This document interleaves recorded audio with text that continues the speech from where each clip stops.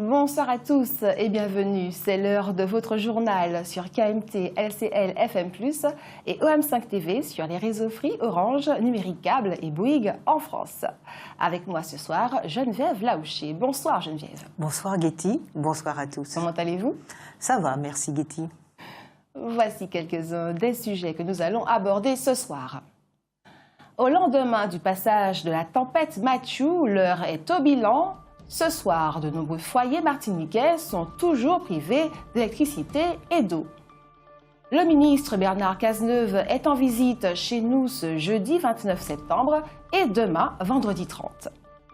Les responsables de scouts et guides de Martinique ont fait leur rentrée.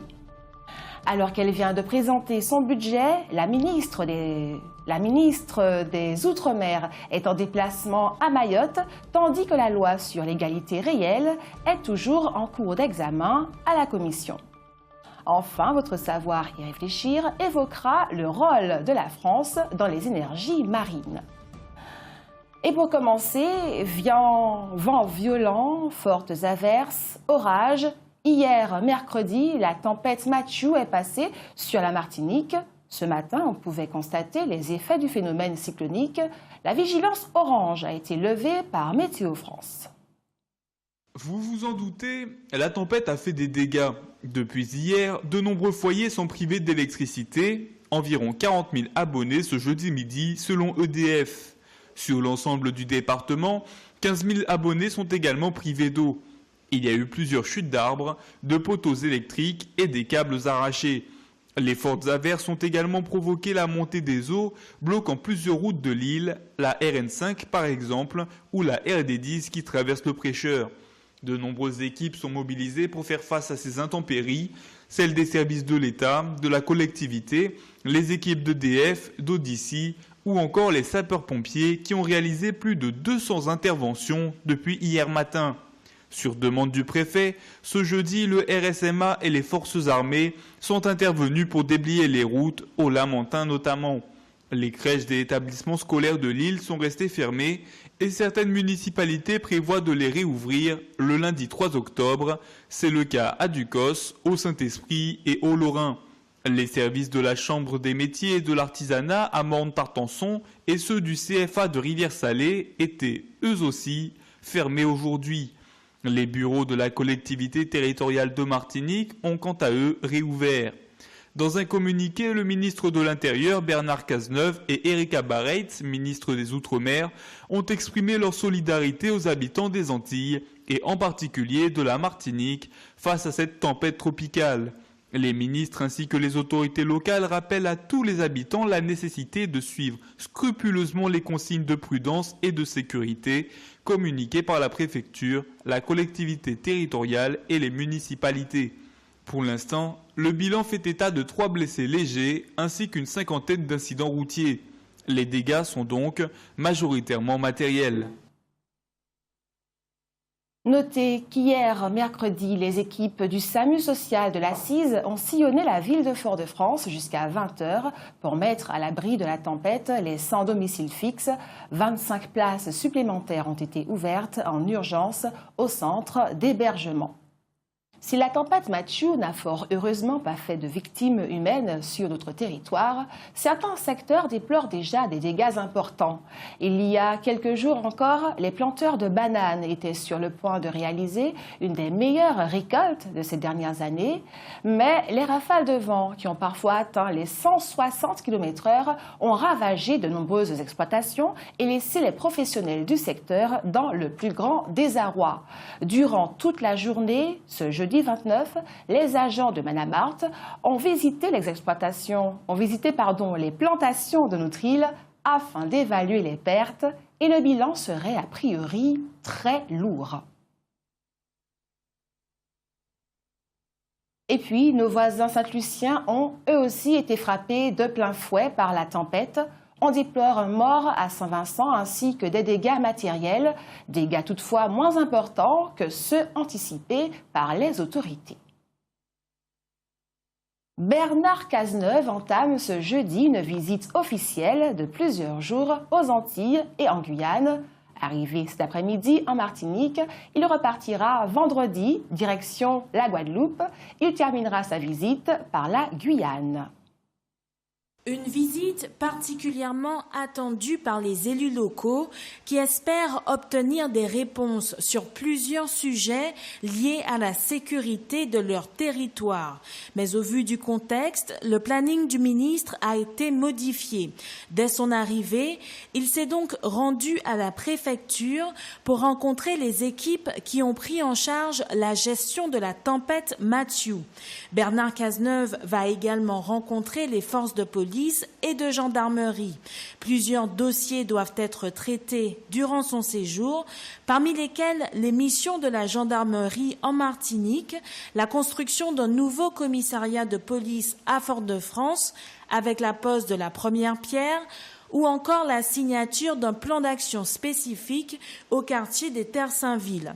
Demain, vendredi, il rencontrera les agents de la préfecture afin de faire le point sur la mise en place du plan préfecture nouvelle génération.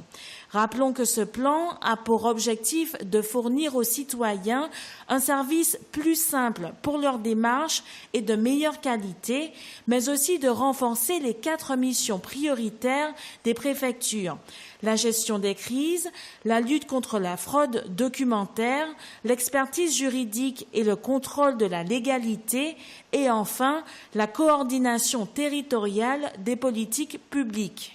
Bernard Cazeneuve rencontrera également les acteurs de la sécurité et de la protection civile à Saint-Pierre, l'occasion de faire le point sur la gestion des crises et la prévention des populations en cas de risque majeur, séisme, tsunami ou encore éruption volcanique. Enfin, avant le départ du ministre pour la Guadeloupe, les enjeux liés à la lutte contre le narcotrafic seront aussi abordés. Souhaitez-vous réagir, Geneviève ? Oui, alors on assiste à une succession de visites de ministres et on a un petit peu de mal à se positionner dans la mesure où on se rend bien compte que la campagne présidentielle bat son plein, même si elle n'a pas été déclarée officiellement. On ne sait pas trop si les personnes viennent réellement en ayant dans leur sac, en quelque sorte, la possibilité de mener à bien des réformes, des modifications qui permettraient à la situation de s'améliorer, ou bien si elles viennent s'assurer que, en fait, les Antillais ont bien l'impression que leurs problèmes ont été pris en compte par le Parti socialiste et que donc ils seraient prêts éventuellement à voter pour lui lors des prochaines élections. Tout ça m'apparaît un peu confus. Merci Geneviève. Et justement, en parlant de sécurité intérieure, c'est malheureusement une problématique bien réelle en Martinique. Hier soir, vers 21h, le libre-service Ecomax du quartier Volga à Fort-de-France a été victime d'un braquage. Les auteurs des faits n'ont pas encore été identifiés. L'enquête est en cours. À Sainte-Anne, dans la nuit de mercredi à jeudi, le célèbre restaurant chez Gracieuse a été en proie à un incendie. La majeure partie de l'établissement a été détruite par les flammes. L'origine du feu reste à déterminer. Les avocats de Martinique échangent avec vous à l'occasion des journées de l'avocat qui auront lieu demain, vendredi 30 septembre, et samedi 1er octobre à l'Institut martiniquais du sport. L'opportunité de poser toutes vos questions, que vous soyez un particulier ou un professionnel. Cette année, le sujet proposé est celui de la location sous toutes ses formes. Vendredi, vous pourrez recueillir des informations, tandis que samedi, des consultations seront offertes dans les cabinets des avocats de Martinique. Pour plus d'informations, consultez le site avocat au pluriel de martinique.com. Et puis, les 24 et 25 septembre dernier, l'association Scouts et Guides de France organisait son week-end de rentrée. Un moment de rencontre et de convivialité réservé aux quelques 150 cadres bénévoles sur le site de Tracé au Gros Morne. L'occasion pour tous ces volontaires, jeunes et moins jeunes, qui n'hésitent pas à donner un peu de leur temps pour accompagner les jeunes scouts et les jeunes guides de chez nous, de dresser un bilan de l'année écoulée et d'évoquer les perspectives pour l'année à venir. Maurice Fernet, délégué territorial des Scouts et Guides de France et président de cette association en Martinique, a rappelé que les 800 adhérents martiniquais ont passé une année riche en aventures en tout genre et que de nouveaux défis doivent être fixés pour les prochains mois.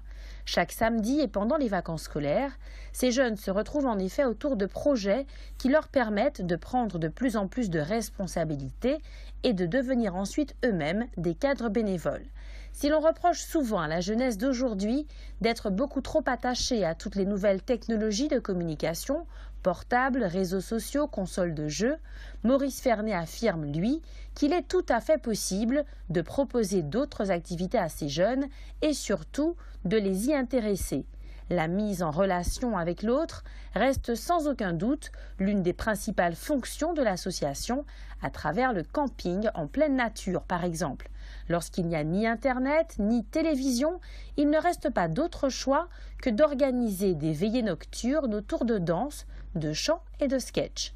Notons que cette année, l'association Scouts et Guides de France a d'ores et déjà annoncé que pour l'année à venir, ces actions porteront en priorité sur une meilleure éducation des jeunes à la préservation de l'environnement. Il s'agira de les rendre attentifs et de les pousser à s'impliquer pour lutter contre les pollutions et les destructions de la faune et de la flore notamment. Un commentaire, Geneviève. Oui, je trouve que c'est très intéressant en fait qu'aujourd'hui, il y ait encore des jeunes qui s'adonnent à ce genre d'activité, parce que c'est vrai que beaucoup de jeunes sont très branchés, quoi. Hein, et, même, c'est incroyable, ils ne peuvent pas vivre sans écouteurs aux oreilles, hein, et on a l'impression qu'il y a effectivement un manque de communication relative, parce qu'ils ont toujours besoin d'un objet pour communiquer entre eux. Enfin, c'est pas seulement les jeunes d'ailleurs, hein, mais enfin c'est très frappant chez les jeunes. Donc oui, parfois on en voit, ils ont un écouteur et chacun a une des branches de l'écouteur dans les oreilles, mais ils communiquent toujours à travers quelque chose. On a de plus en plus besoin d'un produit pour pouvoir en parler, finalement, parler autour de ce produit. Donc ce retour à la nature, en quelque sorte, est très intéressant. Et c'est vrai que lorsqu'on a des élèves, par exemple, qui appartiennent à des groupes comme ça, eh bien, on s'en rend compte, hein, dans leur comportement en classe, dans leur comportement quotidien. Ils sont en général très polis. Je ne dis pas qu'il n'y a qu'eux qui soient très polis, mais enfin, ils ne le sont pas tous.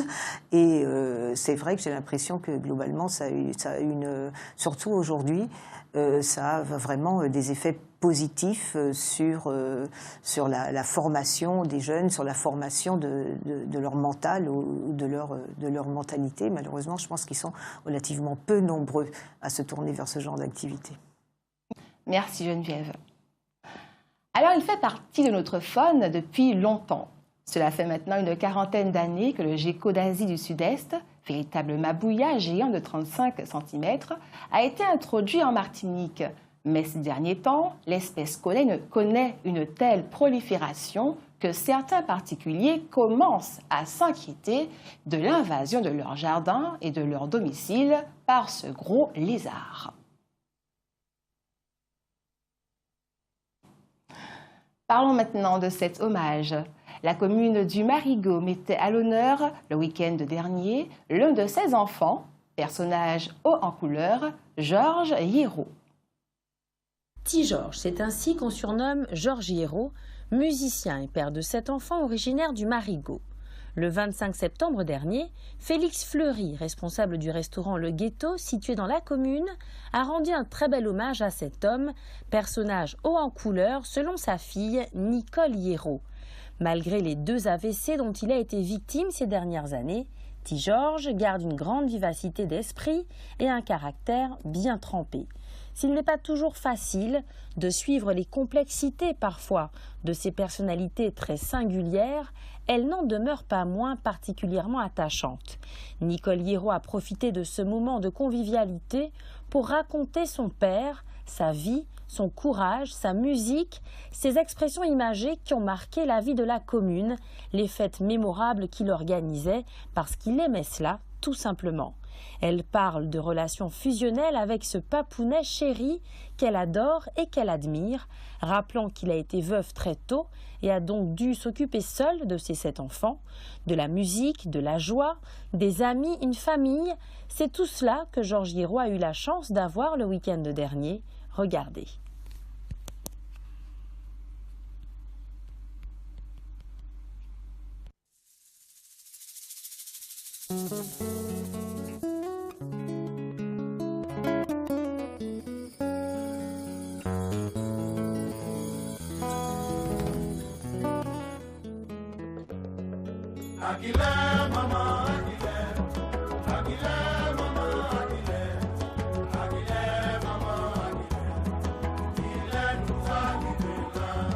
Talagadi c'est l'équipe premier, Talagadi c'est l'équipe meilleure, Talagadi c'est l'équipe plus fort, qui là nous arriver là.